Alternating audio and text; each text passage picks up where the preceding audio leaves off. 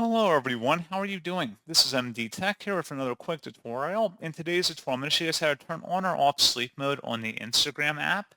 So this should hopefully be a pretty straightforward process, guys, on how to do it. And without further ado, let's go ahead and jump straight into it. So all you have to do is open up your Instagram account profile page. If you're unsure how to access that, just go down to the bottom right corner and select the little profile icon.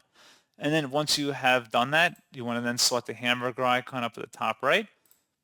Where it says how you use Instagram, select where it says your activity. And then underneath where it says how you use Instagram, select where it says time spent. And then you can select where it says sleep mode in here if you want to toggle that on or off. And then if you want to enable what time period you want sleep mode on, you could just select the corresponding days down here. And that's all you have to do. So pretty straightforward process on that, guys, on how to turn it on or off. If it's off, it's grayed out like you see right there. And that's pretty much it. So as always, thank you guys for watching this brief tutorial. I do hope that I was able to help you out, and I do look forward to catching you all in the next tutorial. Goodbye.